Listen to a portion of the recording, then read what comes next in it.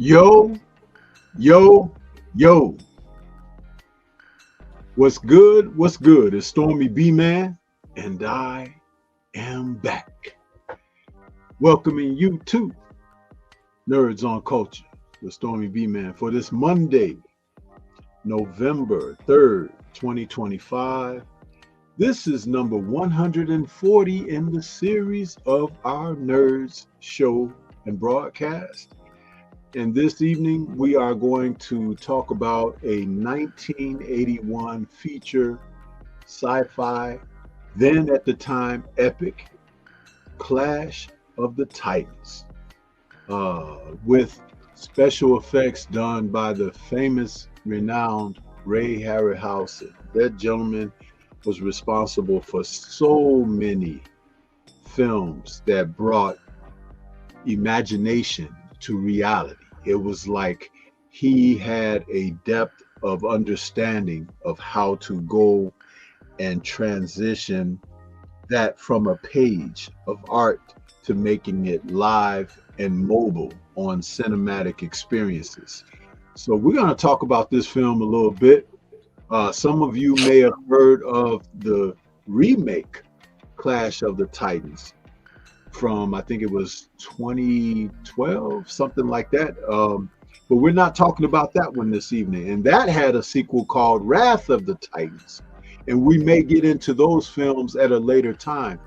But first of all, we've got to get into this film because it is kind of a groundbreaking film for the genre of the Greek god films and things of that nature, and mixed in with a little mythology along with some elements of reality. But of course, especially when they do casting, they choose to make sure that the shades are different when these people appear on the film. So, but no further ado, let me introduce my partner in crime. We got Drew Titan in the building with me this evening, back with us this evening, but we won't drill too long because my man is still recovering. But how you doing this evening, man?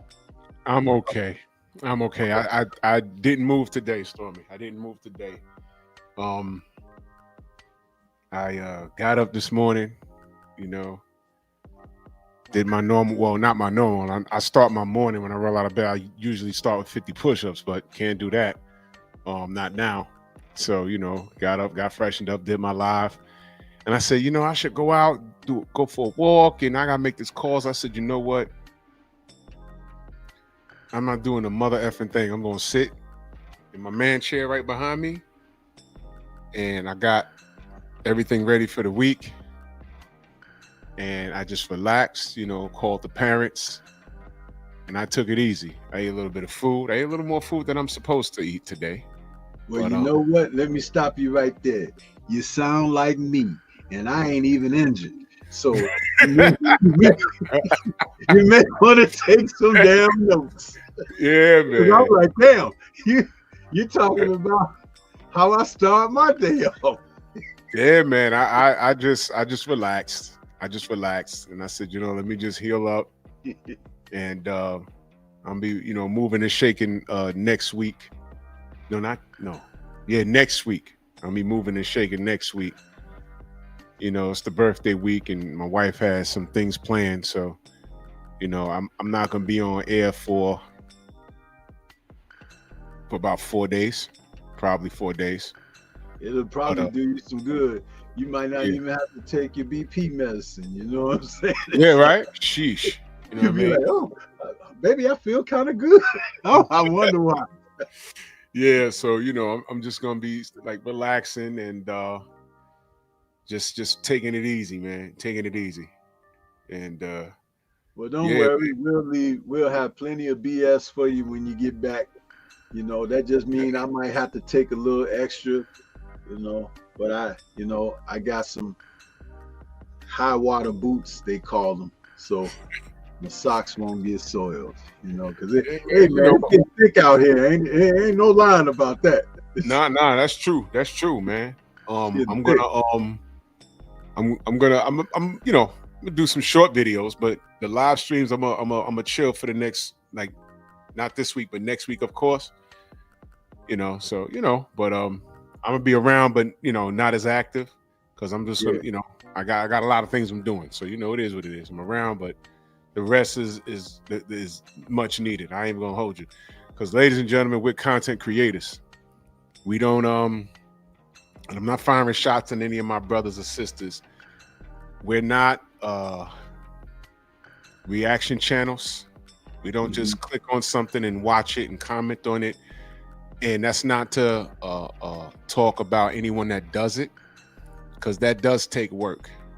But what we do is it comes from the heart. This is actually something that we do off the dome. We're like freestyle rappers. We put up a title and we said, all right, we're just going to speak from the heart. That's why I say follow us on all platforms, Rumble, Patreon. I just put up a Patreon, and what I had to talk about, I couldn't talk about it on YouTube, because I got to let an F-bomb or two fly, and I'm definitely going to hurt Miguel's feelings and his boyfriend Jerome, you know, talking about how I want to talk about it. You know what I'm saying? So it's the paid thing over there, so I just let it fly over there. Rumble is going to be a little more loose too, but we have options, and I'm actually happy about that. Yeah, I'm actually happy about that. That's a wonderful thing. By the way, are you checking to see if it's coming through over there? Yeah, I just posted on there. It says we got 4 eyes on it over there. So yeah. But is the video playing and everything? Okay, cool. Cool. That's good business. Good business. And like we said, we're trying to not only exercise our options, but this is pushback. We fighting. You know, this is a battle, and we're in the midst of it. You know, and there's no letting the shields down or anything. But like you just said a moment ago, it's great to have options, brother. Great to have options. So I tell everybody, man, and let me tell you something. It feels good I'm telling you, when I do the and salute to Derek Gaines, he just watched the Patreon video. It feels so good playing the music I want to play and saying whatever the F I want to say without censoring myself. You know what I'm saying? And I gotta, there's another video that I'm gonna put up. It's something I want to discuss, but I need to make sure that the part I'm gonna play doesn't violate their standards, because I know they got some standards. I don't want to, you know, because there's something I want to play because I need to make this point. But if I told y'all with the video that I have, y'all not gonna believe it. Y'all not gonna believe it. But I have the video of it, and you know, it's disgusting, man. But it's about the times that we're living in, and it's just disgusting. But I have to check with Patreon and find out, can I air this? Even if people are paying for it, can I show this? Because if I tell y'all, you're not gonna believe me. You're not gonna believe me. But I have the video. But I wouldn't even think about airing it on YouTube. You know, I wouldn't even think about it. But it feels good having options where I can go somewhere and do that. And Rumble is another option. I'm still getting educated on what we can do there. I'm just trying to find out, can we play the music we want to play over there? Because I really want to do a Beats with Sugar over there on Rumble. You give people an opportunity to come hang out with us over there, and we just play. Oh man, I got so many beats we could play, man. So many things, man. Man, you have no idea. You only got a little smidget of my idea of music when we were out there at the meet and greet in Vegas, and we was at the house, and I took over the thing where I was on the TV in a little bit. Yep. You notice how I changed the whole energy, the whole trajectory side. I felt like I was you were playing the music that I used to listen to. Of course, I was a kid, but that's what my uncles and my aunts and my pops used to listen to Saturday nights, Sundays, when we were just in the house. The adults were adulting somewhere, and I was upstairs with my cousins playing Atari, listening to that music. That's how we all know it. It brought me there, man. So yeah, we definitely got to do Beats with Sugar. We definitely got to, you know, I wonder if we can get away with it on Rumble as far as like the beats is concerned, the music. What's my man name that was laid out in the ground outside? I forgot his name. Oh man, that brother. And I told you, man, what the hell is his name? I got his phone number too. But I told you that's the second time that brother did that. He did it. Yeah, you told me. And it was so funny, man, because he got all mellowed out and everything after harassing Queen 71. Like, that was wild, man. I said, what the fuck? I said, yo, he did this last year. He did this but we were in public where he was passed out on the floor. Yeah, he was pretty much. He was passed out on the floor in Vegas, but I said, y'all better check on him. It's 100 degrees outside. I said, he's still breathing? It was like, nah, he breathing. He just died. I said, this is normal? Chill, man. Man, at one point, you said, I think those were your exact words. You said, is he still breathing? And he was laid out, but his arms was like stretched behind his head like this. But when you said, is he still breathing? He heard you because he did this. His hands did like this, Drew. He went.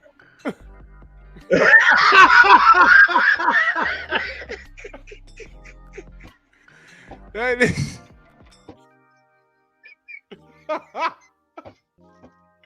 Man, I was like, what's good? What's to this dude, man? I was dying laughing, man.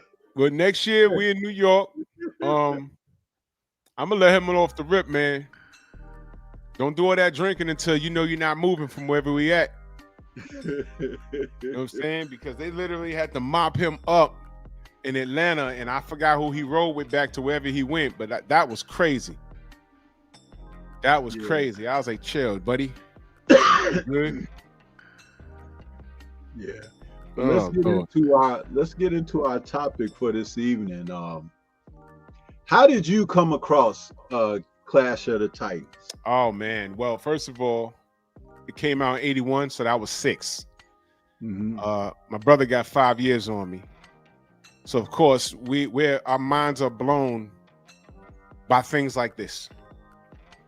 We grew up on Star Trek, Star Wars, Battlestar Galactica, everything fantasy. And you see this poster? This is eye-catching to a 6-year-old. And I saw this in the movies. And I thought that owl was the coolest damn thing in the world. Bobo. And I wanted one so bad, but here go my brother. They don't make those things. That's how he sounded to me. Why are you talking? They don't make things like that. They'll never make it. We got drones flying around right now. You know, sometimes I call my brother, just a little sidebar. Sometimes when they make an invention, you know, I call him up. I'll be like, "Hi, you see?" And he'd be like, "What are you talking about? 1983, you said they'd never make nothing like this. Look." Yep. I do that. He was good for crushing my dreams. They'll never make nothing like that. You know what? I can get a drone. I bet you they made that owl. I bet you somewhere someone made that owl and it flies. I bet you. But that's what drew me to the movie, the damn owl. It was in the commercial. And his head spun around. I said, "Oh, look at that." And the poster, I remember this poster, and there was another one. I just wanted to see it. It was all about barbarians and Star Trek and lasers. I was a kid's kid, man. In kung fu movies, it was all about this. And Clash of the Titans was one of those things where you had to go see it so you can go talk about it in school. Right. Or at the playground. Because I don't remember, what month did this come out? Give me a second. I'll let you know, because I got that information right on the side of my screen, but I was trying to pull something up real quick. Because there was another theatrical poster that I wanted to try to pull up.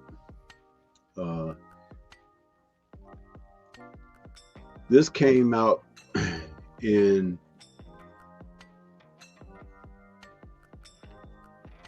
June 12th, 1981. Okay, so school was just ending for me. School was just ending, so we was definitely outside playing Perseus and everything else. But I'm gonna tell you, young cats, if you've never seen the original one, you're gonna laugh. It's gonna hurt. Oh man, that's an epic scene right there. Yeah, right. Epic scene right there. That's epic. He fought the Kraken. Release the Kraken. Yeah, I had several images of that one, but that one is like a really clean, sharp one. Yeah, I'll use this one. Oh yeah. That other theatrical poster that we were just talking about, because I'll put this image back up in a second, was this one here. There you go. Yeah, this is like the original theatrical poster. They used to do this a lot back in the I want to say, like, going from the mid 80s back, certain epic films, they would show the cast of who's in the movie on the side. And I don't know if you really recognize my kind of paying homage to that. Like when I do my Kung Fu film focuses, a lot of times I'll put the actors on the side of the posters, you know, like that, so you'll see who was in the movie. Yeah, that's where I get that from, because they used to do this a lot, man. They don't do that anymore. No, with they don't. You know, this man, this right here, that's an interesting statement, Adrian Vet. I didn't know that. You see that? I didn't know that. Wow. I didn't know that. That was crazy. That's crazy. But all of these things that you see today, in the 80s, there was a video game called Rygar. Later on, PlayStation 2, God of War, Stormy. I'm sure you've seen that character, Kratos.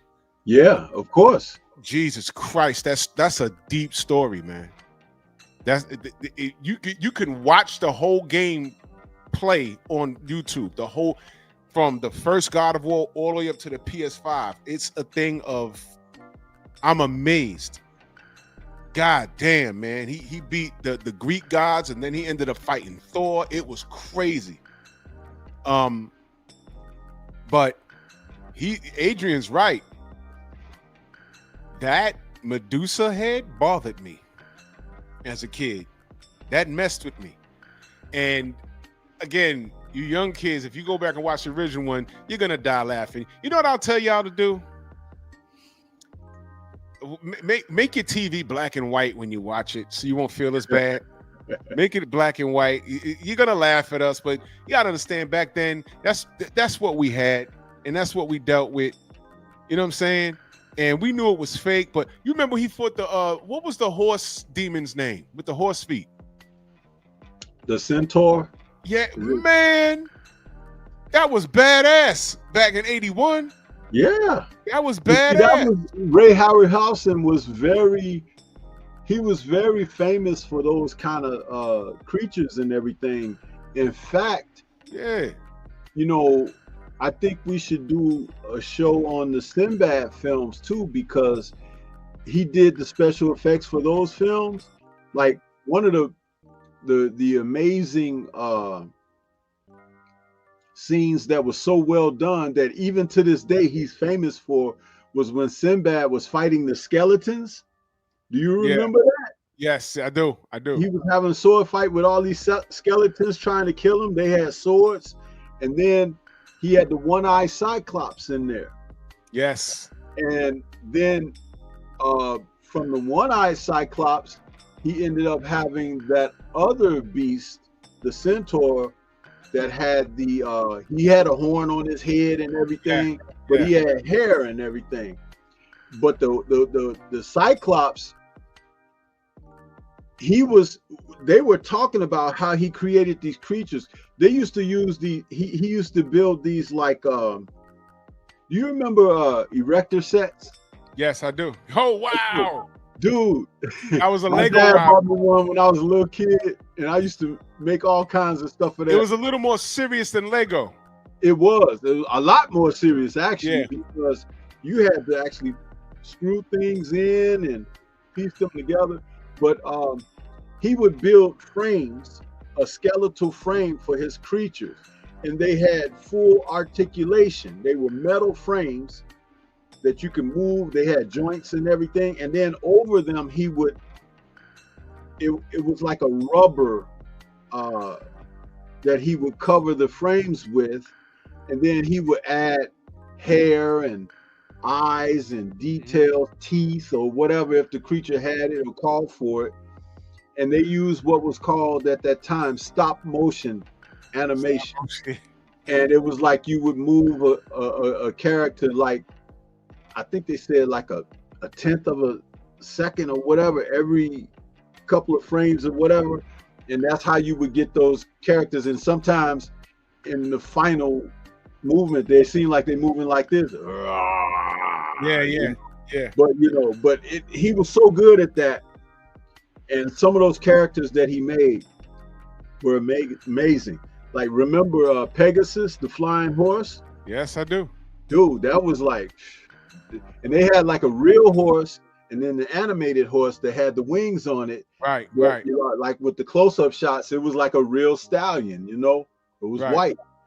And then when you get ready to take off, it would be like, it was like the animated one. But it's like, you didn't get mad at it because you could kind of escape into the stories, you know? It was so cool, though. It was I don't recall, was there a toy line for this? I want to say there was. If there was, I don't remember. But probably not, and I'll tell you why. I don't recall any of Ray Harryhausen's creatures being sold in the stores, because otherwise I would have bought some. Yeah, I don't recall. Let me see if I could. Maybe I don't recall. And you know what's great? And I recommend this to anybody. You know, Peter Jackson did a remake of King Kong in the early 2000s. You remember that? Yes. Okay, well, Peter Jackson's King Kong, he talked about the influence of the original film and how it was like his favorite film, and he always wanted to do a remake of it, but with a lot of respect to it and everything. When they re-released the other Kong, when Peter Jackson's Kong went to video, they re-released the original Kong because I think it was some anniversary that it fell upon. They got behind the scenes footage. They show you the Kong that they used in the 1933 film. Yes. And he's kind of like missing some hair on the body and stuff because it's so old. But they show it to you. He's about 16 to 18 inches tall. And full articulation. Like I said, and that was Ray Harryhausen too. And it just all of that special effects, man. And like I said, he would have these frames, like skeletal frames, metal frames that he would build for his characters. And he would put them out there. And Peter Jackson, if I'm not mistaken, he purchased it or something. It's on the special features of the King Kong DVD that he did. And he really did the film justice too. He did the original take from 1933, just, you know, remade it and did it. I thought it was pretty good. He did it. And his special effects and everything, his Kong looked like a real silverback. You know? Yeah. So, but yeah, this genre here, if I were to say like a third love of mine, would be films like this that had these type of special effects in them and stuff. Because I just always got into that stuff, man. I really did. But this film was very successful. Like I said, it was released June 12th, 1981 in the United States, July 2nd, 1981 in the UK. And it had a budget of somewhere between 9 and 15 million. And the final box office was 70 million. So it really made its money back and then some, yeah. And starred Harry Hamlin, who was known through a lot of the films in the 80s and stuff like that. Laurence Olivier was back. He played Zeus, I believe, in this film. Maggie Smith, Burgess Meredith. I don't care what his rank, you get no shot. Get no shot. Burgess Meredith was the original Penguin, y'all. Yes, he was in the Batman TV series. Yeah. Wah. Ursula Andress, who was a very famous woman actress at the time, femme fatale, and Judy Bolker.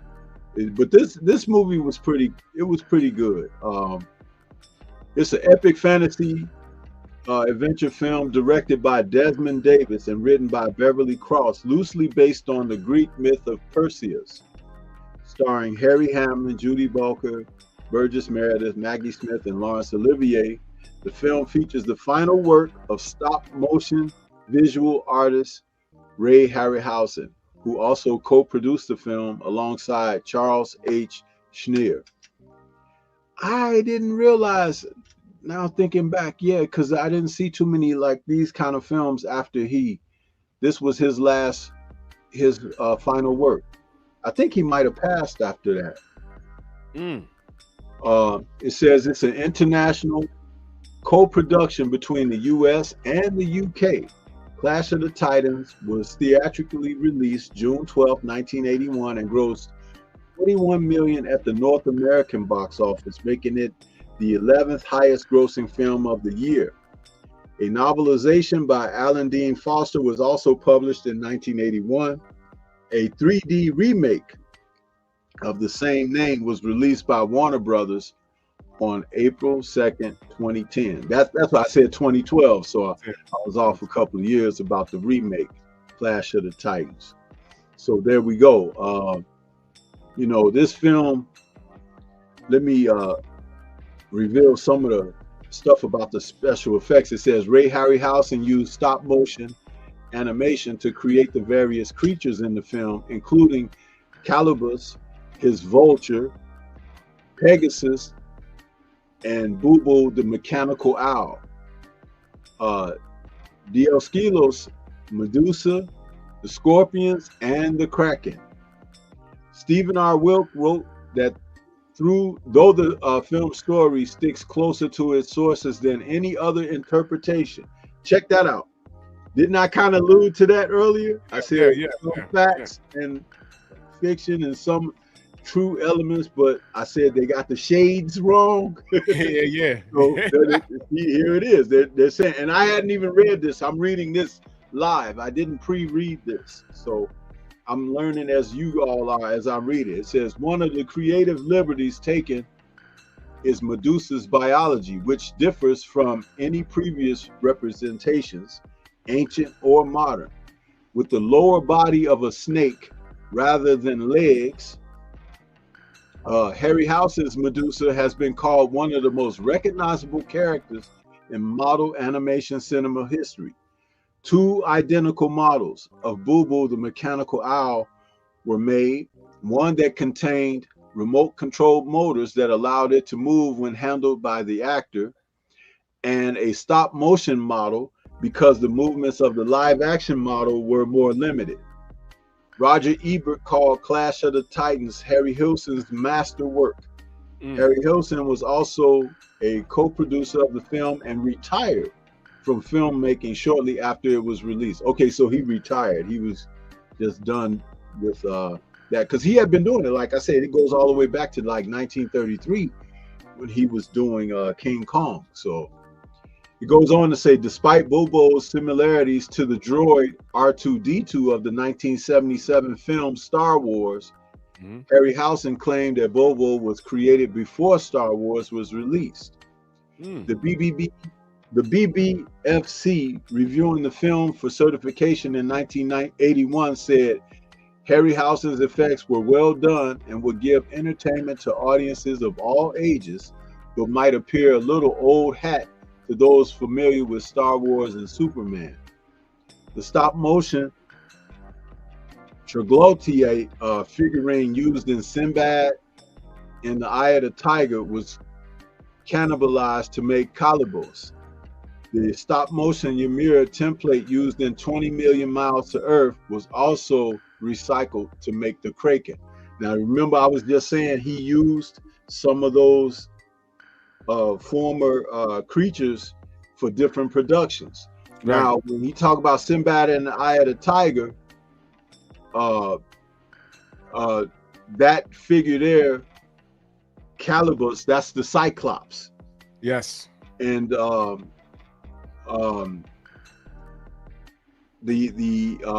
character in this film that was the original what do you call it, the character, it was like he was like the one that had 4 legs, you know. Right. So I'm just trying to backtrack because I didn't even pre-watch this, though I have it in my film collection. I didn't pre-watch it before we did the show because I wanted to come in here and talk about it kind of spontaneously, because films like this, like I said, I like them. They're a part of my cinematic experience, and I love these kind of films, man. I could sit up and watch films like this all day, like on a day off or something. I could really get into this kind of fare, man. I enjoy it a lot. So yeah, I pulled up I must have missed this. Hold on a second, let me take the picture down. Those are the figures from it says 1980. Okay. 80, so they probably released these before they released the yeah, before the movie. Yeah, this is I missed this. Man, look at that price. Jeez, man, look at that. Yeah, that's yeah, there's a lot going on there. I also found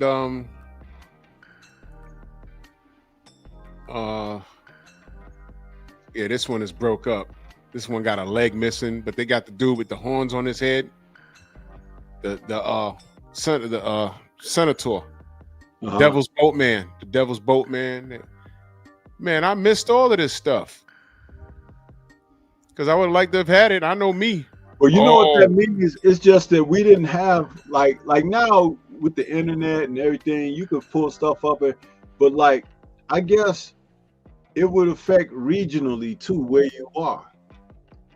Because when they would run TV commercials for toys and stuff, sometimes you didn't see, like we did a show talking about Mattel toys and stuff, right? And when we talked about the $6 million man, I know, like, because I had the $6 million man action figure, and what came with him in the box was like an engine. And you could use him, and you press this button in his back, and it make that sound. And he can lift his engine up.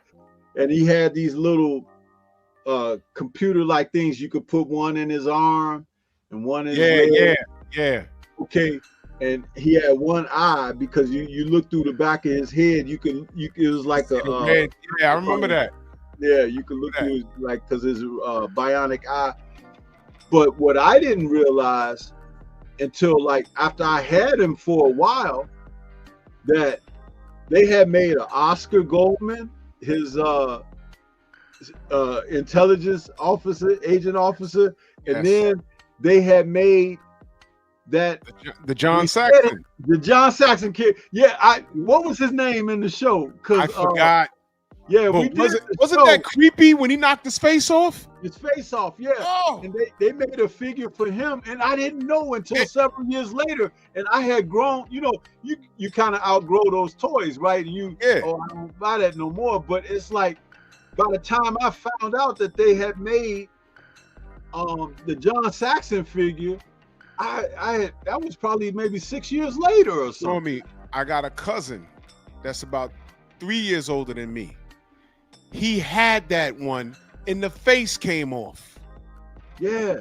He also had the Star Trek action figures of the whole bridge, and it folded like a little blue lunchbox, but it was padded, and when you unfolded it, it was the bridge.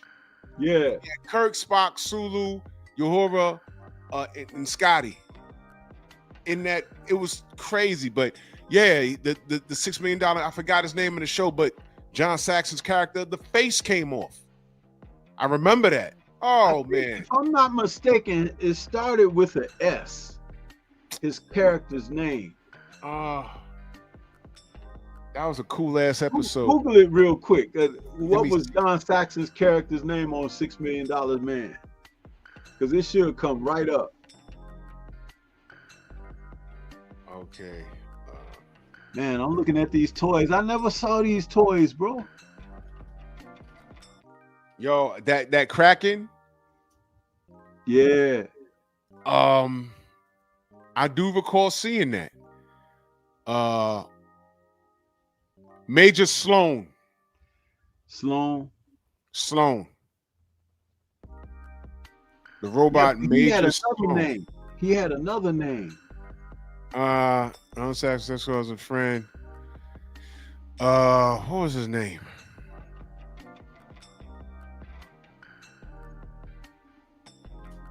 It says Sloan. Let's find out. It's gonna kill me if I don't find out. It was Frederick Sloan. Wait, hold on. Let me read it. Major Frederick Sloan and the robot Nedlick. He was first introduced as Sloan in the episode Day of the Robot, before appearing as a villainous robot Nedlick in the later episode. So I think he started off regular, and then his name changed. Is that what it was? Yeah, but I know it started with an S. I know. By the time it was Sloan. It says here Sloan. But I know by the time I saw it, it was reruns, but it was still cool. Yeah. Because that came out in 74. But what inspired me to go back when the reruns aired, Stormy, of course, was because my cousin and my older brother, they had the damn toys. So I'm growing up like, yo, what is this? It's like, oh, it was $1 Million Man. And then when they was re-airing it, I was like, man, I gotta watch this. And then when I finally saw that episode, I was like, oh, and, you know, I was a nerdy kid. I'm watching the episode while holding the toy. Do you remember early in that series that they had some special effects where they would show Lee Majors running in fast motion? You remember that? Oh yeah, I have that. I put Tank Davis' face on that.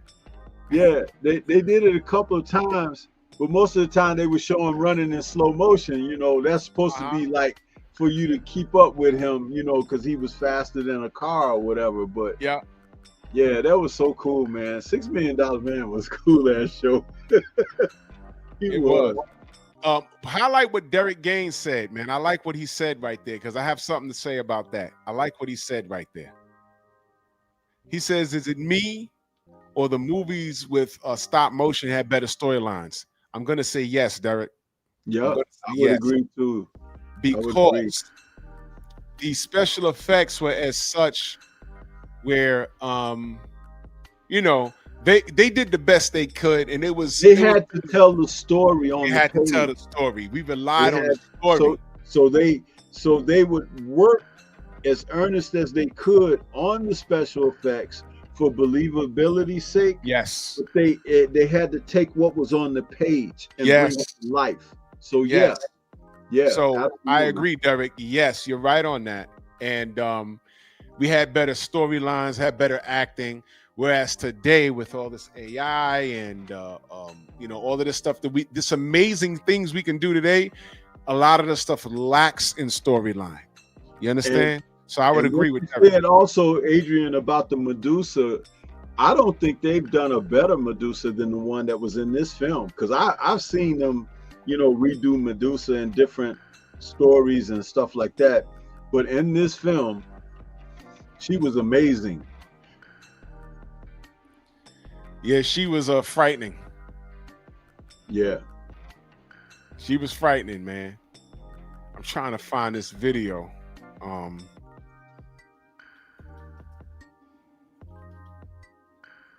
Oh, found it.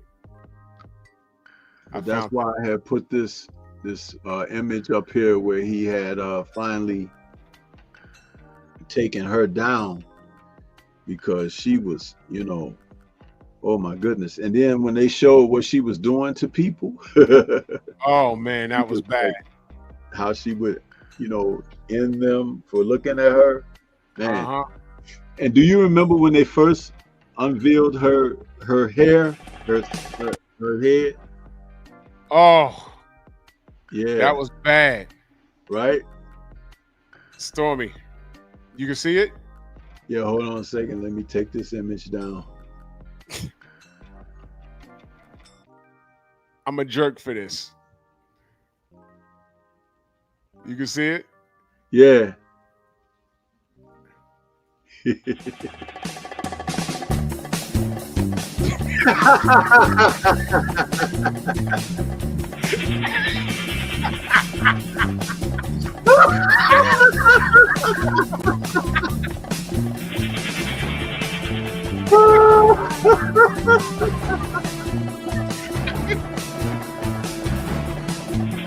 Oh man, I'm a jerk. I'm a jerk. You got sparks sticking up out of his Oh man. Oh man, I'm an idiot, man. That is crazy, bro. I'm an idiot. I am legend. Salute, good brother. I'm telling you, the hour was dope, man. Man. Let me see if they have like that, like anywhere in stock. How do you spell the owl's name? B-U-B-O. Bubo.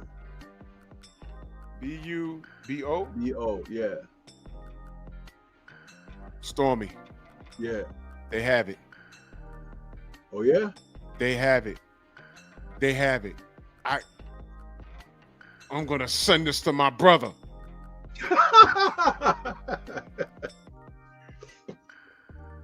They'll never make this. What are you talking about? Look! It's right there. And I bet you they built one that actually, I bet you somewhere somebody built a drone around this thing and makes it fly around his backyard or something. Do you remember the sound he used to make? Like that little whistle. You remember the sound he used to make? That little whistle sound? Yeah. Oh man, I gotta get this. Oh, come on, bro. I gotta get this. I bet you his head spin and everything. Wait, I think that's the updated one though, from the new movies. I want that old one.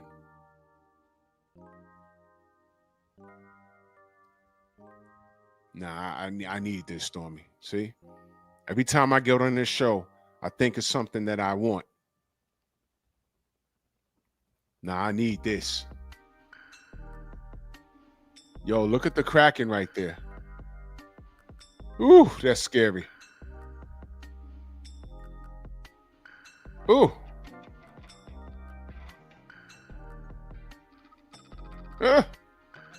Universal Truth, Jimmy Bernard, what up? PGA, salute. Yeah, that's scary looking. Look at that. Yo, did we do a review on the old monster toys and robots? Did we ever do that? No. We got to do that. Let me write it down. I had Godzilla. I had Mazinga. And there was someone called Raiden, and they had a cartoon back in the 70s too. A friend of mine had Raiden. Which one did I have? I had Godzilla and Mazinga. I know that for a fact. My boy across the street had Raiden, but there was like 3 more. There was one that was black and yellow. Yeah. There was a bunch of them. Every kid on the block had Warriors. One. There were what? The Shogun Warriors. That's them. Lone Star, salute. That's them, Shogun Warriors. The hand shot off. Mm-hmm. And they were sturdy. You could pull the leg off and pop it right back on. And you know, for these films, like with what we're talking about, Clash of the Titans, they used to have films like, do you remember like the film, like, what was it called? It might have been called, it wasn't Attack of the Spiders, but it was a movie about a giant tarantula. Mm-hmm. And they used to make these little model kits out of the monsters, like King Kong, Godzilla, the giant spider I was just talking about, Rodan and stuff. They used to make these little model kits, and they would have like a cardboard backdrop, and the cardboard backdrop would look like something from the city, a couple of buildings or something like that. Yeah. And they would have a poof in the middle of the model kit, where if it's King Kong, let's just say he's hanging on to the top of the Empire State Building, and you know some things are around him and stuff. Or if it, like in the case, like I had the giant tarantula, where he was getting ready to knock over a giant tower, like a phone tower, not a phone tower, but electrical tower, like, you know. Yeah. And it has some crushed cars underneath it and stuff. It was like, but you had to put it together with this glue. It came, these model kits came in a little box about the size of a shoebox. Right. And it had everything in there, and you had to put the pieces together and everything. And I was kind of lazy. I didn't go out and buy the paint because the paint was sold separately and stuff. And it's like I remember when I put the giant spider together, he was supposed to be black. So you had to buy the paint. But I didn't buy the paint, so he was like a gray color. because it required him to be painted, right? Right. But yeah, they used to have all those model kits and stuff like that for these movies. And there used to be a magazine, Famous Monsters Inc. or something like that, where you could buy that magazine, and they talked about all the monster movies and stuff, Dracula, Frankenstein, all that stuff, Godzilla, and different characters would be on the court. Pops had a few of those. Yeah, it was called Famous Monsters Inc.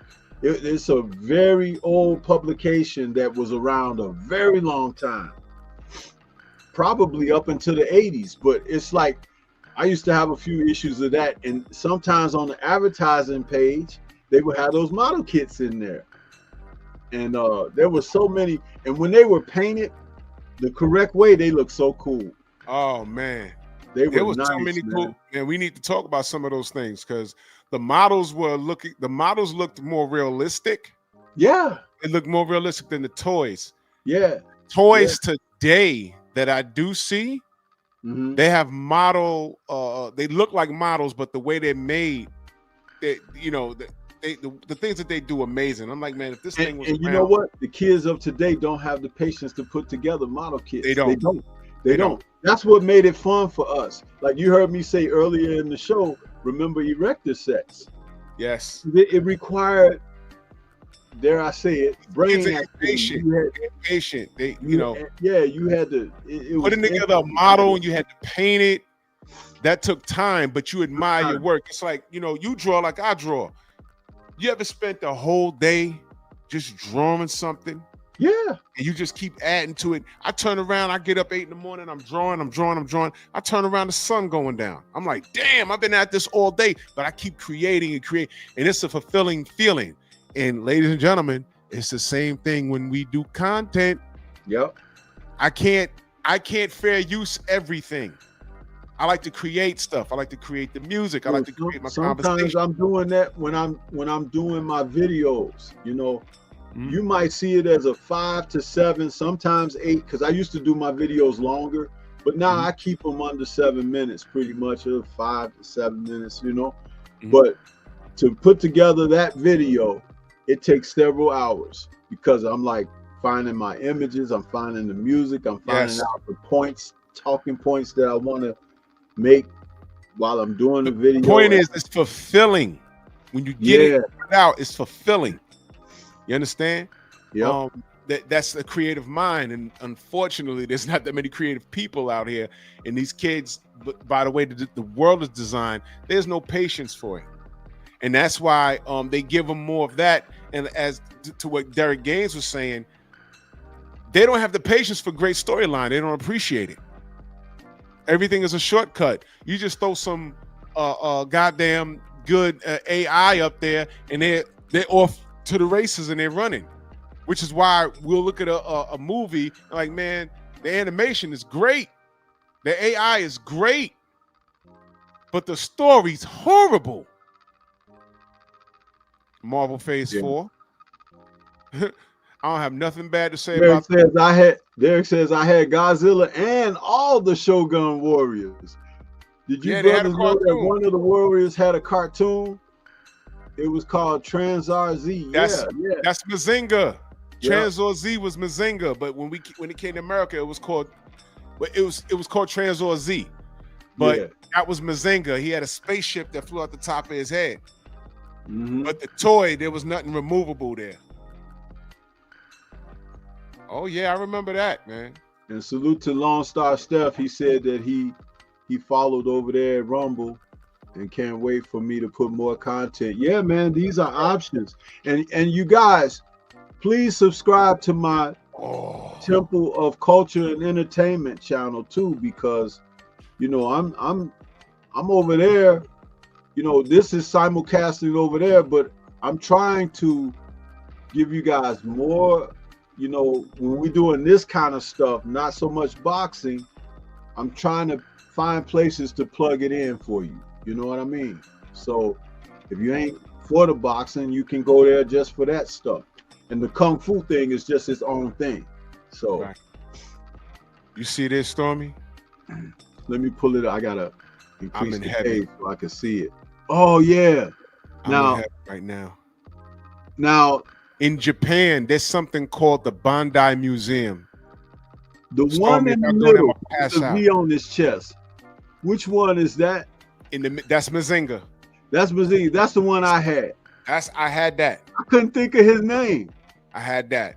Now the other two on the right, I don't know who that is, but on the far left, that's Raiden. Now my boy had the dude with the face on his chest in the yellow. Never knew his name. Now there's also some cats in the back. Because Mazinga used to have, like, if you look at his left hand, it had those. You could put some like little like rockets in there. Rockets, and press yeah. the button. There was They like were those complete- little red tabs. You press there and they shoot out. Now think Complete about this for a showcasing. minute. You know how now they don't make toys like that because they think a kid will put its eye out or something like that. When we were kids, we used to play with all that kind of stuff, yes. and there was never no warning on packages about putting your eye out or something, was it? Because we were smart enough to know don't put it up by your eye. Huh? We would just get mad. Like, oh, what is that? Oh, what is that? We get mad when we lose a damn missile. Lost a missile all summer long. Like, damn it. Yeah, man. That's them right there. Look at that, man. Oh, man. I ain't see this in. And you see that golden Godzilla there? Yeah, this one. Look at that. Yeah. Now, I had that, but it was green, the American version. American version, It yes. wasn't gold like that. And they had this little tab on the back of his head. You pull it down, and the fire come out. Fire like came out. Sticking out. But Stormy, there's something. I didn't like it. And he also had a fist that would shoot off. You could push a button and his fist would shoot off. But I didn't like it because that was like the American Godzilla. I wanted one of the Japanese Godzillas because he had the fins on the back, like he's supposed to and everything. That one didn't have. He had these little bumps on his back that looked like little heels. Yes. But, you know, I'm like, man, that ain't Godzilla. You know what I'm saying? But I like the real Godzilla figures. So when I started going to Comic-Con and I started seeing all the real Godzilla figures, I was like, man, I would have died and gone to heaven if I had those when I was a kid. Because I was big on Godzilla, bro. And you see I'm wearing my Praise Godzilla shirt. That's right. They sent me tonight. I'm wearing it. That's right. I was huge on Godzilla, bro. In There Japan, he is, next to the guy by his left arm. That's the Godzilla I had. Yep. In Japan, they got something called the Bandai Namco Museum in Japan. And it's a walkthrough. And Stormy, they got any and everything. Yo, listen. Robotech, not Gundam. No. All right. They have the life-size head of the green robots that used to fight the Gundams. Yeah. And you can walk through the head and see the controls. It's life-size. I'm like, oh my God, I gotta go here. It's the Bandai Museum. If you can put it on YouTube, man, I'll go there and man, look, they got a tour of it here. It is the greatest thing. Oh man, I gotta go. I gotta make it to Japan specifically for that. I'm looking at it right now. You know they got a life-size Gundam in some park in Japan, a life-size one. Wow. Like you just walk up to it. I gotta go to this place, man. I gotta go to this place. I gotta go to the Universal Studios out there in Japan too, because they have a Resident Evil ride. I want to go through that, and they also have an Attack on Titan exhibit over there. Mm-hmm. They have an Attack on Titan exhibit. I gotta go to that. I got to go to that, man. Yeah, that's what it is, Adrian. A Zaku, yes. They have a life-size head, and you walk through it, and man, I said, this is heaven right here. That right there is a complete guy's trip. Leave your wife at home, She don't understand what the hell.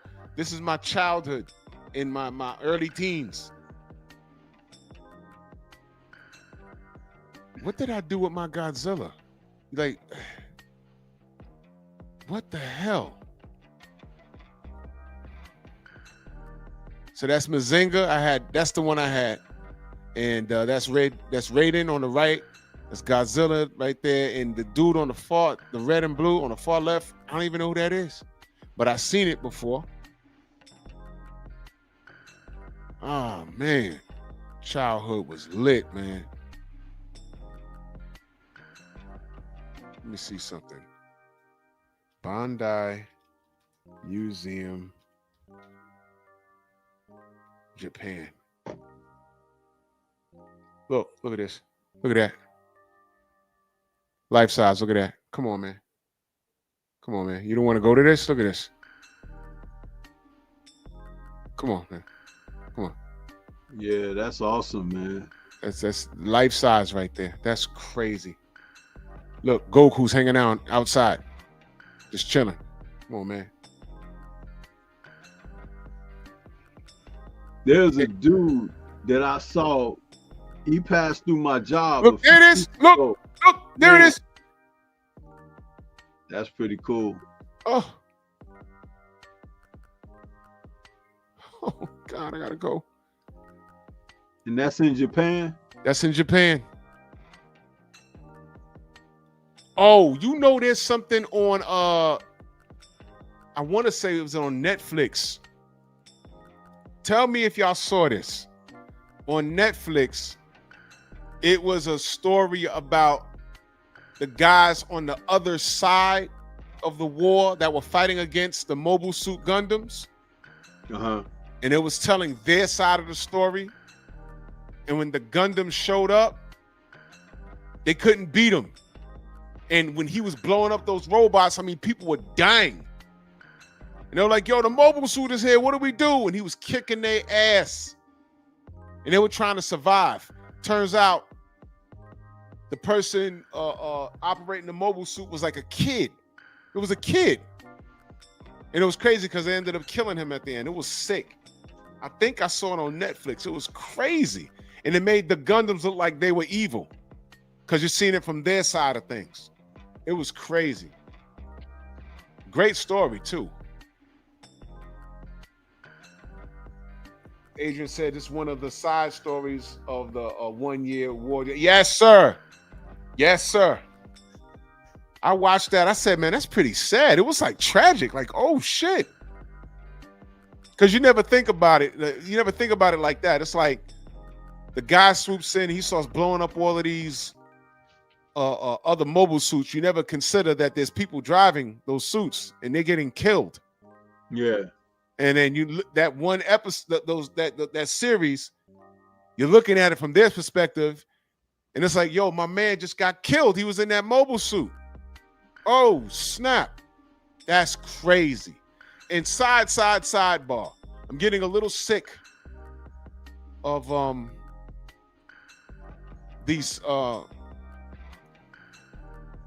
I'm a little mad with what's that channel we follow? Death Battle. They just did Blade versus Buffy the Vampire Killer or Slayer. Do you know they made that bitch win? And I'm like, no. And then there's this brother that said, nah, that's wrong. And he broke down Blade's abilities, like for real. And he says, nah, there's no way Buffy beats him. Buffy's tough. But he was like, no. Blade does this, and this. They didn't even mention this. And I said, whoa. And I feel the same way. They did 2 death battles, and they had Superman beat Goku. Now, I'm going to tell you something, Storm. I know you don't know much about Dragon Ball, but there ain't no fucking way Kal-El is beating Goku. That's not happening. That's bullshit. Goku is too goddamn powerful, but I digress. Tired of this. But yeah, I gotta go to the Bandai Museum. let's take this down for 1 second. I want to play this.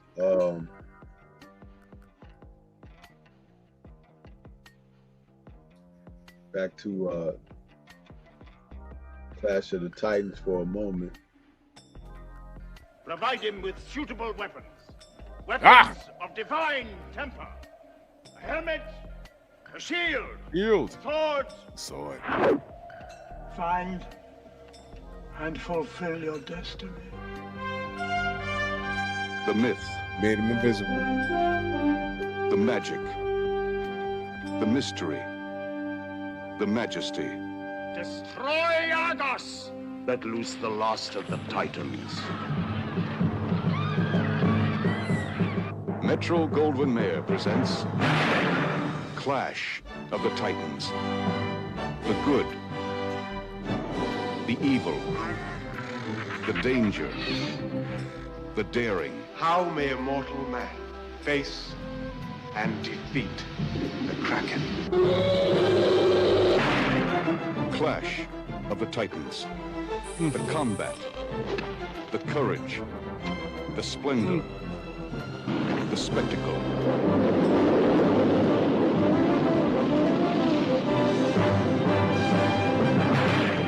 Clash of the Titans. Starring Harry Hamlin as Perseus, Judy Bowker as Andromeda, Burgess Meredith, Maggie Smith, Ursula Andress. It gets no shot, Blue, Perseus. Sean Phillips, Flora Robeson, and Laurence Olivier as Zeus. Before history, beyond imagination. Clash of the Titans. Don't laugh at that stop motion animation, man. That was state of the art for his time, man. It was. Yeah. Adrian says he agrees with Superman beating Goku. He was breaking reality. We got to have a talk about that because Goku does some amazing shit. You know, but I ain't agree with that. But No, I was saying that there was a dude that came through my job, some young dude, and he had a hairstyle like Goku. Now, what was interesting was like, he walked through, I said, hey man, he looked at me and smiled. I was like, you know what I'm getting ready to say. I said, dude, you look just like that damn comic book character. He was like, laughing. He was like, yeah, I get that all the time with this hairstyle, man. He had that product in his hair that make his hair like that. I was like, you look just like that damn comic character, bro. that's funny as hell. This That's was like, funny. this is about maybe 3 weeks ago. I saw that guy. He must have been getting ready for Halloween. I don't know. It was just like, but he had to look.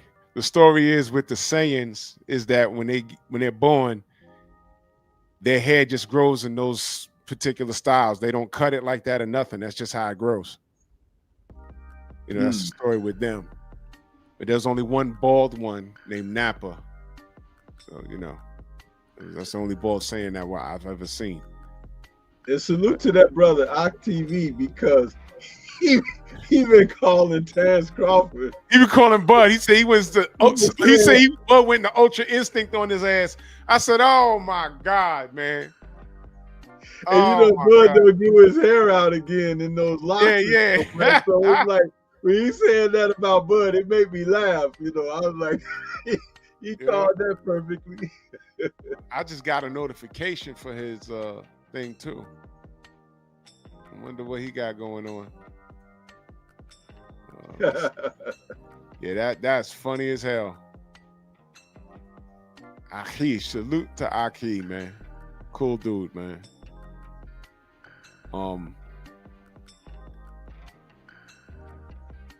Hey man, Emergency Awesome just released another video. Yeah, you'll see it. Oh, I watched that other video you sent me. Yeah. Holy crap. Right? It sounds, it makes sense. That's the thing. The way it was broken down, it makes sense. Yeah, man. I was like, boy, if this is true, oh boy. It is really gonna be made something. sense. It made sense. Let me see something. I got a feeling. And you know, it's pretty much a done deal. Like Damson Idris is the new Black Panther. Yeah. Yeah.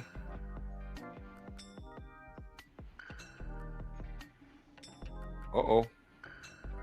Well, we ain't talking boxing. Yeah, you'll see it. Are we? I'm still good on Rumble. Yeah, got 5 eyes on us. Yeah. You good.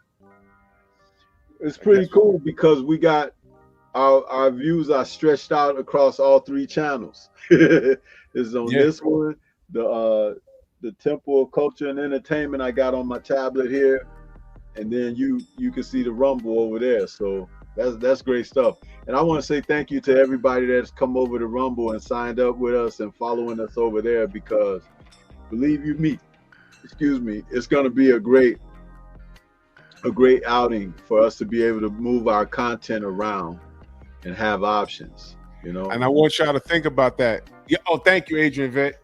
Thank you. I'm gonna check that. I might check that tonight, actually. No restrictions over there like that. You know what I mean? That when we want to play previews like we did, like the preview just played, maybe next week they're gonna be like, well, you're gonna have to cut that out. You know, we don't know what they're gonna do over there in Rumble. I don't think they do things like that. No, they don't. They just you can play your stuff. Yeah. So, you know, no restrictions, unedited. You know, you're not gonna go over the top of the vulgar. We just don't run a program like that. But you know, it's a lot more better. You know, play the music you want, play the previews you want. And what's great is we can still run it through StreamYard. That's like great. That's great. So, you know, and as soon as I get my OBS together, I'll be running it over there too. Yes, sir. Yeah. Oh man, like you know, can you imagine doing a fight reviews, a throwback fight review over there, and not have to worry about this nonsense? Oh man, I'm excited about that, man. Yeah, I'm excited. Oh, this is great, man. But the story in the remake, it was I think Adrian was saying it was tweaked a little bit. Yeah. They tweaked it a little bit. But they said that this film was the one that paid most homage to the mythologies and everything. Right. And even though it was made in the year and time that it was made, you can kind of see that they did take it serious. You know, it wasn't campy. It was, you know, for the time that it was made, they were serious about what they were trying to do. Right. Man, that's awesome. But this I wonder. Yeah, you got yours on DVD, right? I don't have it. I'm sure I could find it somewhere. Now, I want to watch it. The original Clash of the Titans. Yeah. I have it on Blu-ray and DVD. Oh, okay. Because when the new one in 2010 came out and went to home video, they brought the old one out on Blu-ray.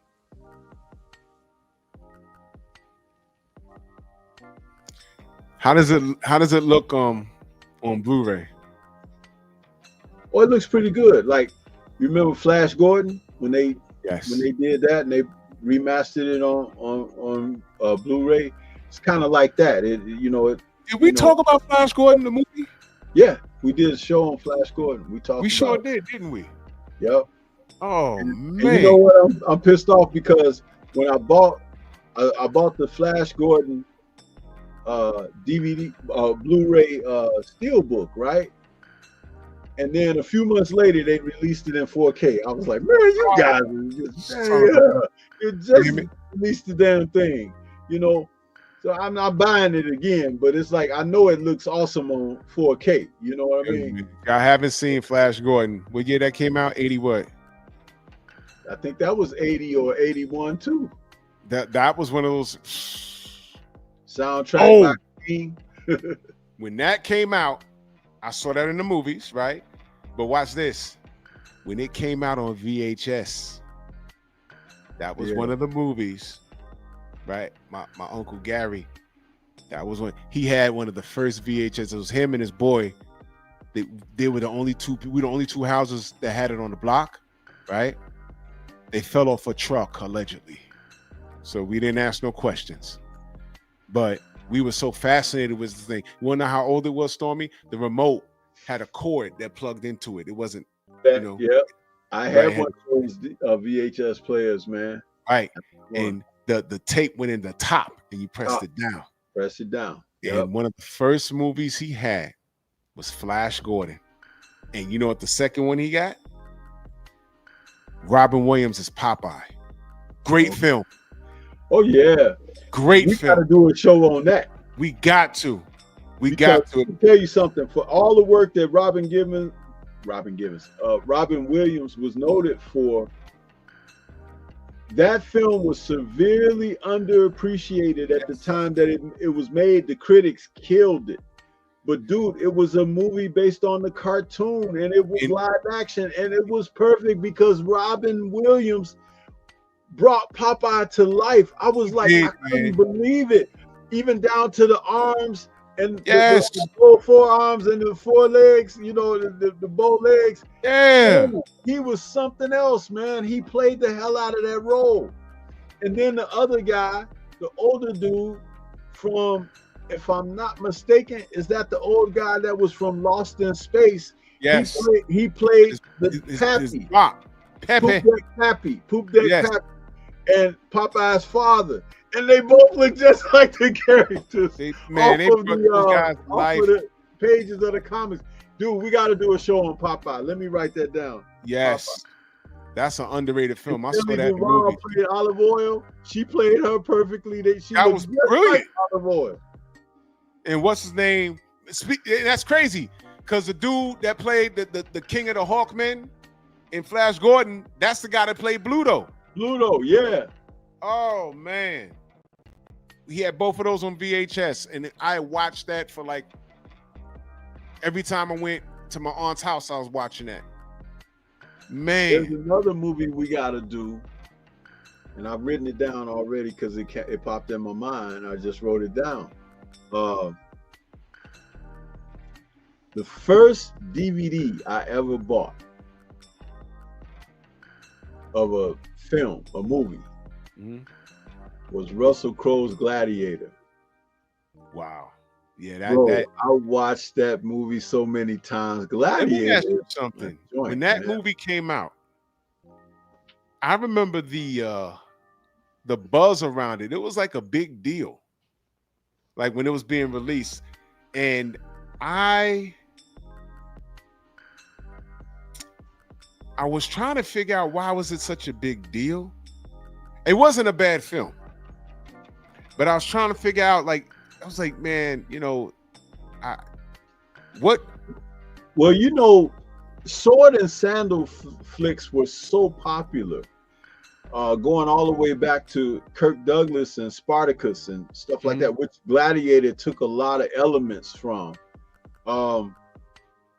It brought them back. It brought that back. You know, sometimes you'll go generations and, you know, certain genre of film was popular for a while and then it dies out. But there's a movie that'll rekindle it. Gladiator did that for the sword and sandal flicks. Okay. There were other films like when Clint Eastwood did movies like The Unforgiven. That brought Westerns back. You know what I'm saying? Then you got Tombstone and Young Guns and all of that stuff. It came like right, you know, one right after another because there was a rekindling of the genre with that.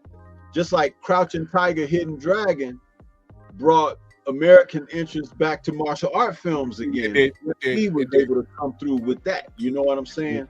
So there's usually a movie that'll do that and trigger through the genre, and you have to have a pulse on what's going on to even understand that it's happening that way. But that's what it was with Gladiator, and the fact that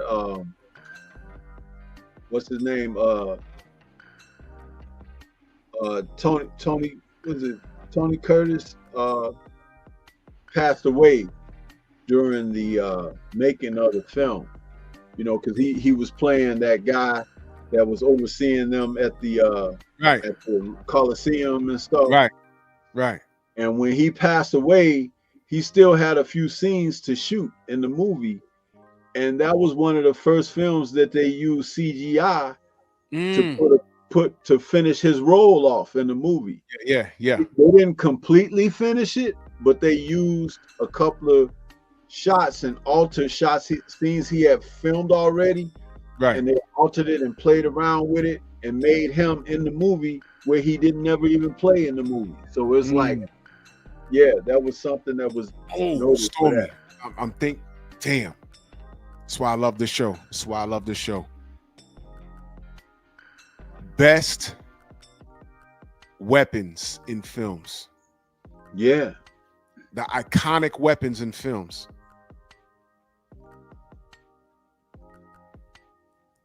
That is going to be something. Most iconic weapons in films. That's going to be something. Because there is a kung fu film called Shaolin Kung Fu Mr. God. And it has a couple of other names. They escape me at the moment because I'm thinking about a whole lot of stuff right now. But that film right there stars Carter Wong and Chang Yi, two guys that you've seen them in dozens of kung fu films before.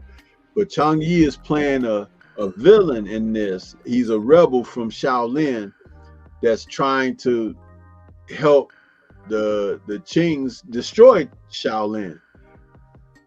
And so he's betrayed him. And he got this, you know, they wear the hair with the ponytail, right?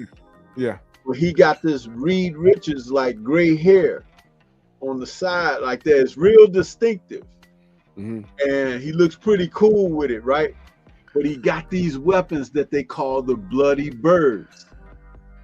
Dude, those weapons, when he pulls them out, like they be attached into his belt, and he pulls them out and they look like feathers, right? Like 3 big feather blades, but they metal. Right. And he does something like he turns them or something because they're flat. He turns them and they're inside of a like some kind of round cylinder, and they spin like this, and he throw them like boomerangs, and he could catch them, but he cuts people's heads off with it and stuff.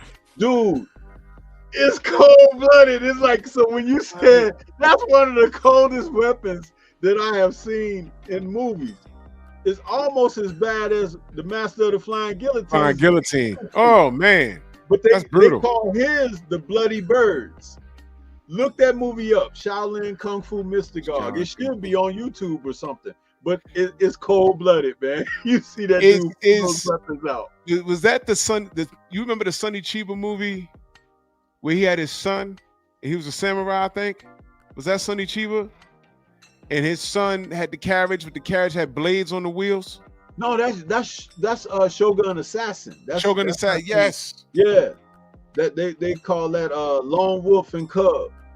That was a whole series. We need and that. They cut a couple of films down and edited them into a movie called Shogun Assassin. But that was a whole series. I think he did. I forget the guy that the actor. Can't think of his name. I'm having a brain fart right now. But in those films, I think he did about 18 of those Lone Wolf and Cub films, and I got the whole box set. But food for thought on that, the guy that played that role, they call him the Lone Wolf. His brother, the real life brother, is the guy that plays Zatoichi, the blind swordsman. Oh shoot. Yeah, so they're brothers.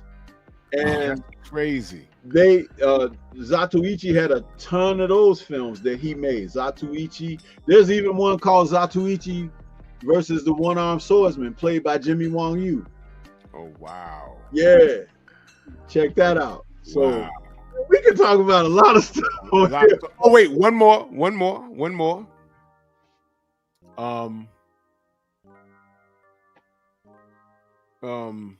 We could call this show Space, the Final Frontier. I want to talk about all the shows, movies, and shows that took place in outer space. And one of the most underrated things that y'all might have forgotten about was Battlestar Galactica. I was on TV. There was a movie. I think it was a movie first, and then it was a series. You know, that's going to be a part 1 because we can do multiple shows on that. Space, the Final Frontier. Great title too, by the way. Great title. Thank you. That's Listen, dope. Buck Rogers. Off the top of your head, and we could probably throw that in that show. What movie comes to your mind where you think, because we really don't know what space is like, what movie would you say depicted space the most realistic? Realistic? There's a movie called oh shit. I can't think of this movie's name, but there was some I think extraterrestrials was coming to Earth, and it was like, well, what's going on? And dude was like, something wonderful. It's like they weren't coming to harm us. There's that. I'll think of the name of the film. But then there was yeah, Derek, you said The Black Hole. I'm gonna agree with you. Maximilian. Yeah, The Black Hole, because space is kind of like scary to me. But when what's the one where just was done a few years ago by Ridley Scott? The one where dude drank the stuff and he went into the ocean, and that was supposed to be how man formed. That was the prequel to Aliens, and it's like how xenomorphs came. And yeah, what's the name of that movie? I can't think of the title. Derek, what's the name of that? Adrian, what's the name of that film? Prometheus. There you go. Prometheus.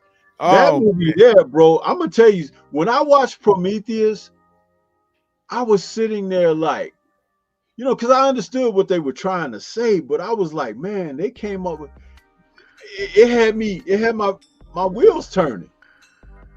It's saying like they're probably saying everything. What it was saying in that film was like everything that how we perceive it is not what it is.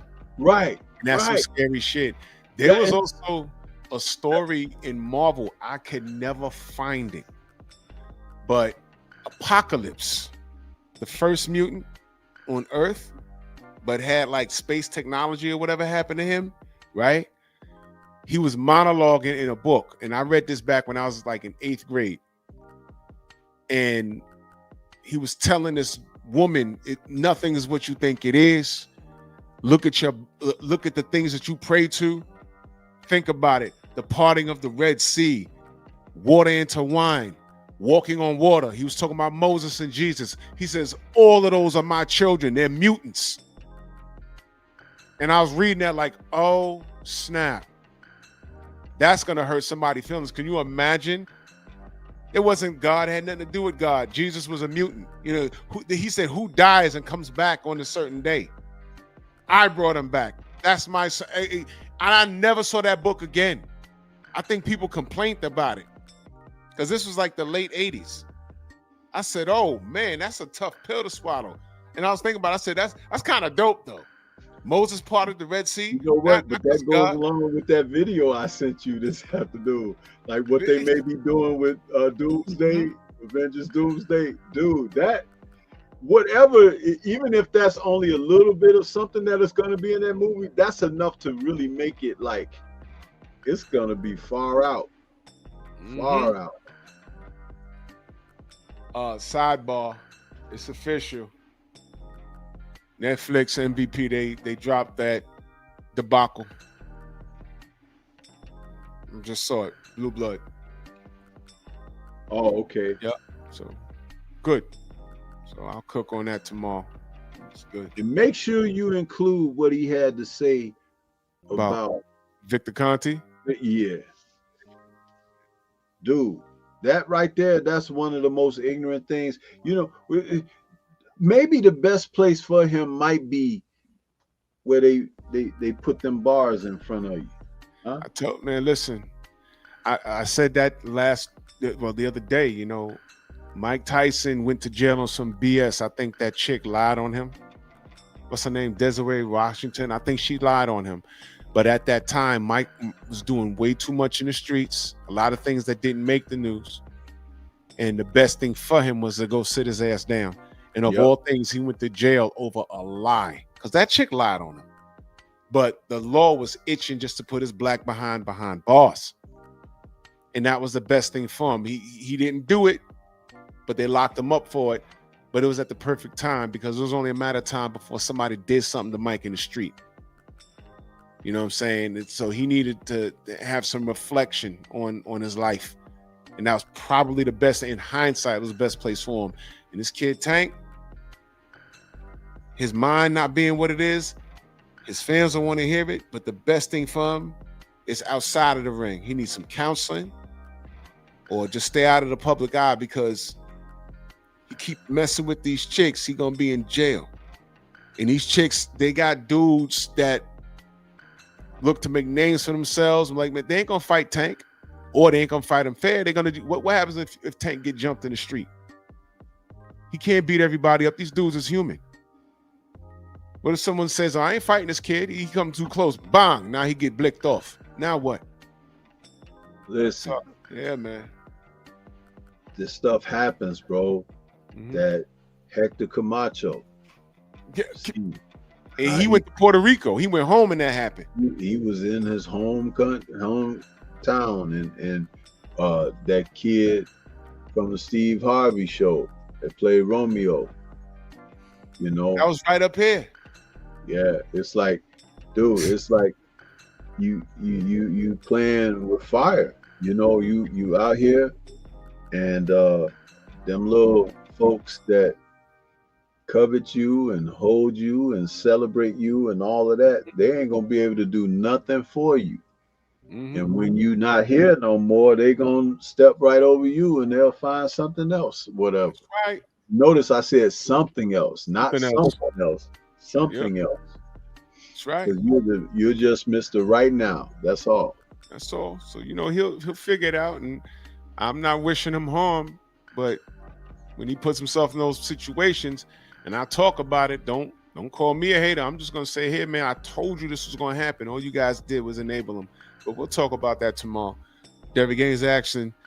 Did I watch Marvel Zombies? I did. They've gotten far away from the comic, and they still woking everything, and it makes me angry. Every time that's one of the reasons I kind of pull back from watching the Marvel content on Disney Plus, because you know, I'm tired of that, bro. I don't want that. Yeah, they did way too much, and every time I turn around, the females are the last ones standing. It's like, what are y'all? Come on. And the funny thing about it is, we're not even talking about the females are not important or integral to storytelling. Right. It's not what we're saying. But what we're talking about is the fact that the male audience is what built the industry to begin with, meaning like we were the ones that were dreaming of heroic figures and things like this, and we wanted to see the stories and this and that. The females have always like, why are you watching that nerdy stuff? Why are you know what I'm saying? It's like they were never. It's just like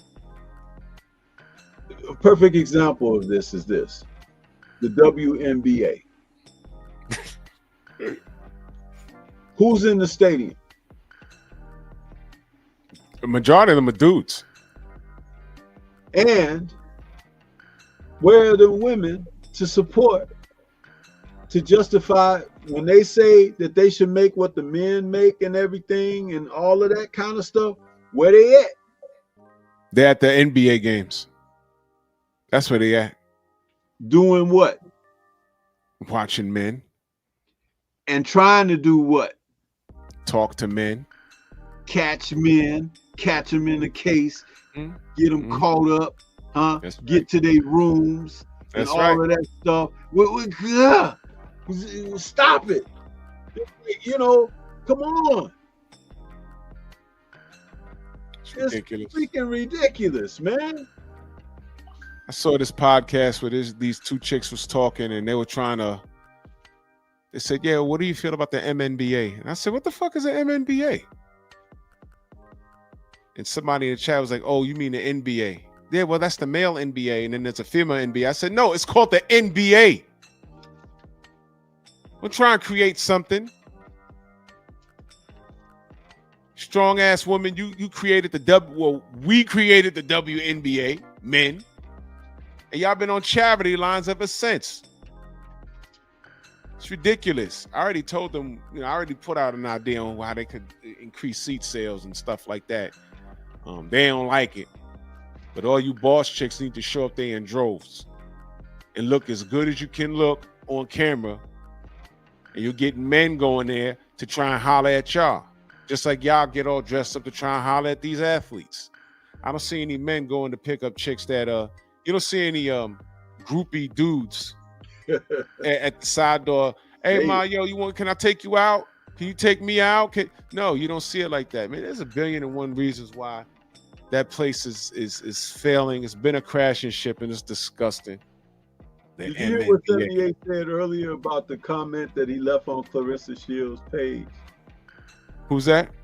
78. When he said he left a comment on Clarissa Shields' page, because she had one of her little outfits on or whatever. Yeah. As his the character he does. What's that? The old Willie Earl. Willie Earl, yeah. Willie Earl. He commented.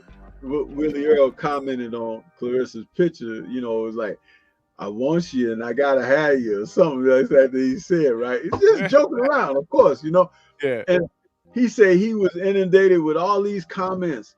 Who you think you are?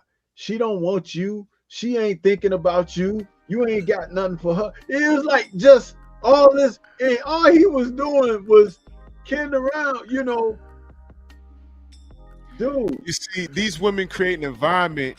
First of all, these modern women don't like men. All right. They're being led by a bunch of feminists. I'm sorry. These are lesbians parading and masquerading as feminists. And all they're doing is grooming these chicks. Because what happens is when they attack 78 for just joking like that, men see that and say, you know what? I ain't even going to comment. I'm not even going to. And mind you, we watch more boxing than those women do. All right. When you chase us away and we're not around, we take our eyesight with us. We take our attention with us, and we leave y'all alone. And then the ship starts sinking. And then how does that become our fault? It's not. It's not our fault. You ladies, man, we giving you everything you asked for. Is to be left what? Alone. When you be left alone, you start failing. And it's not our fault. We left y'all alone. You have a whole basketball league and it's failing on its face. And we didn't do it to you. You did it to yourself. Y'all will be just fine. One of the things that I found about the movie Wonder Woman, getting back to what we do here, one of the things I found that was really gratifying and also something I could really support is at no point in the movie did anyone stop for a moment and say, hey, that's a woman doing that. It was like they never preached to you that Diana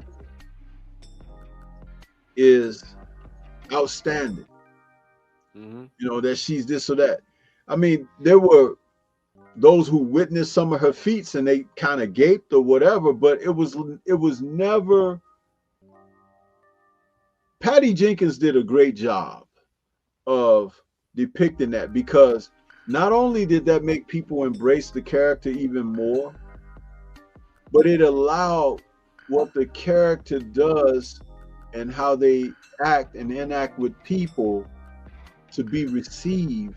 You're not banging us over the head all the time saying that's a lady, that's a woman, get out the way, you're a man. You know what I'm saying? Right. They didn't do that, which was really great. And I can even trick it back into Batman versus Superman, in the moment where the Trinity came together against what's the name? That Doomsday. character. Huh? Doomsday, yeah. And Kal-El turns to Bruce and is like, is she with you? And he's like, I thought she was with you.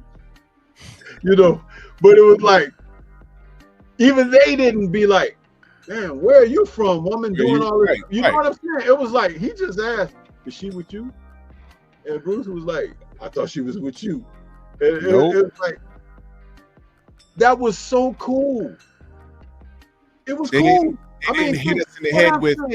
No, but check it out. What I'm saying is so subtle, but it's important, because your eyes don't lie to you. That's a woman. These are men. She's super. She's doing stuff. The men are there too, or whatever. But okay, let's continue with the story. Let's drive it forward. Let's see what you got. You know, that's pretty cool. Captain Marvel, on the Marvel side, that girl that was in the Doctor Strange movie, that rock character in the Thor film, they banging you over the head. Yes. With, I'm a woman. I got 2 moms. We go to the bottom of a mountain and hold hands, and we reproduce and all of this with the same sex characters. And it's like, what? Why? Why? It's not necessary. It's not. And they made his boyfriend look like Freddie Mercury. Did you peep that? Yeah, of course. Oh my God, man. And I had to call it to your attention that they had him teaching the children. Kids, yes. Yes. Like they're trying to do in your real schools with your real children. Let's sit down, boys and girls. Let me tell you about a COCK. What? What that got to do with history? What it got to do with 1 + 1 = 2? Get out of here with that, man. And they keep banging you over the head with this stuff. This is why, listen, and I'm just being honest when I say this, that James Gunn universe of crap, what he's doing, that's why that's failing. That's why that's failing, because it's like he's a weirdo himself, and they've given the keys to him to run rampant with these IPs and these characters that have existed for 75, 80 years. He's damaging every damn thing. Telling stories that people don't nobody. When I heard about that Peacemaker, that first episode that they had a O in there, and I'm like, why? And they tell me that he ain't wasting no time, bro. And everything. I'm like, you know what? You're a freak. Just like that dude Taika when he was making that Thor movie and all that stuff. That stuff is unnecessary. You know, it was too much, man. And I'm gonna tell you something else. I like the series The Boys, but I was watching that Gen V. You know, I can't get through it because every episode there's some over-the-top OD gay stuff that happens. It's like, yo, why y'all doing this? I don't need, bro. All right, man. Okay. It's almost now they've assigned it like, we got to have this in here. We got to put this in there. you know. And guess what? Just like how you treat your meals, you go to the grocery store. You don't have to put everything in your grocery cart. You don't have to put everything on your plate. You know what I mean? It's like you don't have to do that. And these people need to be shown and told. And like the brother Harsh Critic says, while it's closed, don't support that foolishness. That's right. Because I mean, like you and I, we talk about similar. You draw, I draw. We do that stuff because we be inspired and stuff. It's like creativity. That's a natural thing. Why put the perverted in there? We do what we do because we want to escape this reality. That's right. The reality is stressful enough. It's like, man, these people got, you know, there's something wrong. And so all we want to do is see it right. We want to create a hero who can make it better, take away the pain. You know what I'm saying? It's like, because it really, and here you are steady adding to it. Killing that us. Stuff is sick, man. Close your wallet. Close your wallet. Well, I gotta get a move on. This medicine kicking in. Yeah. Man, this has been a great show, man. It's been a final thoughts, bro. Go ahead and give us your final thoughts. I would recommend, if your eyes could tolerate it, you could watch the original Clash of the Titans from 1981. Watch it in black and white if you can. Now you know, watch it. But storyline, I like what Derek said earlier. Storyline is what I'm into. But a lot of this stuff is nostalgia for me. But it's a classic. It's a classic.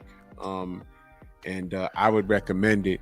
All of the things that we watch, from Gladiator to the remakes of Clash of the Titans to the video games. I told you about Rygar, a remake for PS2, God of War, all of this stuff. I like to say Clash of the Titans was the figurehead of where all that stuff came from. You know, so great story, great cast, and it's a popcorn film. So just enjoy it, man. I recommend it, man. And we're gonna be back right here next week. I don't know what we're doing next week yet, but I'll be here. Wait, tomorrow? Wait, next Monday? I might not be here. I might not be. I'll let you know. I don't know if I'm leaving Monday or Tuesday, but I'll let you know, Stormy. Yeah, that's good. That's good. Yes, sir. So, but yeah, thank you, man, for toughing it out with us this evening, and you know, hopefully you get better soon, man. I don't like to see when brothers be suffering, because I know you going through, and you being a real trooper for, you know, being out here, even with doing your own content on your channel. People don't know what you're dealing with, so I appreciate you, brother. Appreciate you a lot for what you do. And we're gonna get ready to sign it on off. I don't have a lot more to say myself. I just want to thank everybody that came out and showed the support across all three channels, because on the Stormy B-Man Temple of Culture and Entertainment, you guys have a good conversation going over there. It's a whole different conversation going on. And then I don't see the Rumble, but I know it's up there. And Drew said that early on we had like 4 or 5 people over there. So we had 9 max at one point. Yeah. We moving, man. Yeah. So it's great. I was good having options, man. Yeah, absolutely. But I want to thank everybody for coming out and supporting us this evening. This show is a great show to just kind of unwind and just be normal and nerd out over stuff. And it don't just have to be movies. We talk about cultural things. We talk about music. We talk about books and everything that's a part of what we do in our regular lives. So that's why it's good to come here and participate here, you know. So, and some of you guys may have some great ideas as well. And, you know, being in the chat where you can share some ideas and say, oh, okay, we'll do that. We'll have a discussion on that. Or y'all in the chat, very important. Very important. Yeah, or even expand by inviting you guys up you know, to have a small panel of discussions. We can open things up in that way. There's so much potential for so much room for improvement that we do over here. So just know that. But yeah, we're gonna say good evening for now, and thanks everybody tuning in. Want to say shout out to the mighty LDBC, and we're gonna head on out of here. Peace to everybody. So, all right, man, I'll talk to you tomorrow, brother. Okay, man. All right. All right, everybody. We catch you guys next week for another Nerds on Culture.